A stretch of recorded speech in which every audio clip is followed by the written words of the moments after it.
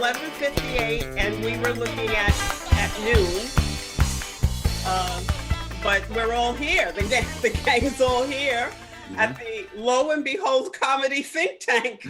The gang is all here. Yay for us. With our special guest. Would you like to introduce our special guest, Joan? I'm gonna start it all. It's not live and it's not Saturday night, but it's We are live, honey. We are live. We're live, and it's not Saturday night, but it is, lo and behold, here in the think tank, where critical thinking is rewarded and common sense sometimes goes overboard. We read that it's a very good year for ripe bananas, edibles, and guns. We were told toilet paper might be in demand, so 14 million of us fantasized a threat to their ass, went out and bought guns to protect the toilet paper. Now, lo and behold, they're asking, do Americans have a fantasy problem? We built this country on a fantasy, dreamed that gold was buried in vacant lots, and according to some white people, all the lots were vacant. This was not a little house on the prairie. This was a million little houses on the prairie, each one with a fantasy to lock up trespassers. Normally in this country, we have about 2 million, mostly not white prisoners locked up. The think tank is now thinking, we're not going back to normal. Normal is obsolete racism. It's a false equivalency, not black versus white, it's black versus racism. Do I see Saturn coming up on the horizon with rings? That's not Saturn, is that Venus? No, that's Rhonda. And that's Rhonda with a super guest, my North Star, and one of my favorite sons. Rhonda, who do you got? The author, writer, actor, director, Jared Reinmuth, and I'm holding up his book that I was fortunate enough to get when he had a signing at the Strand bookstore. Would you just tell us a little bit about your book and how it relates to the topic of addiction to incarceration?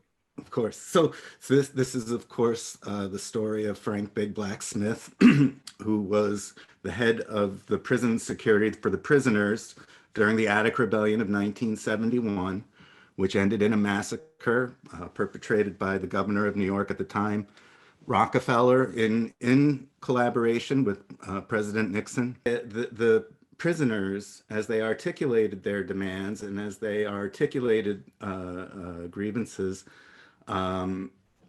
they articulated it with the language of abolition. They saw the prison as a plantation. They called it the warden's plantation, where they were forced to work for sometimes 30 cents a day in horrible conditions. And it was about dignity. And they used the language of a slave rebellion. That's exactly how they articulated it.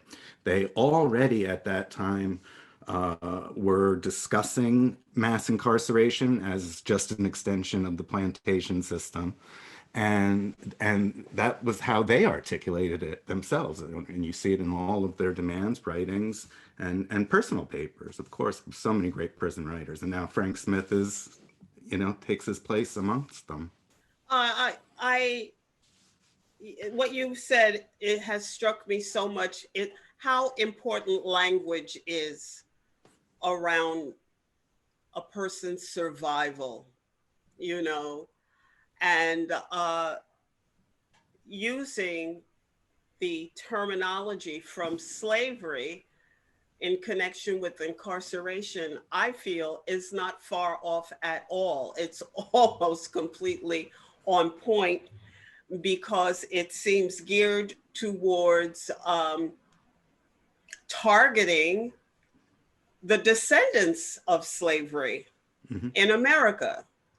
And it is actually, and it always surprises me when people act like they don't know even that our system of policing is an extension Of of the slave slave capturing, patrols. Yeah, yeah. capturing, Yeah. punishing, and sometimes even killing, Intimidating and intimidating terrorizing. runaway slaves Yeah, or rebellious slaves. absolutely.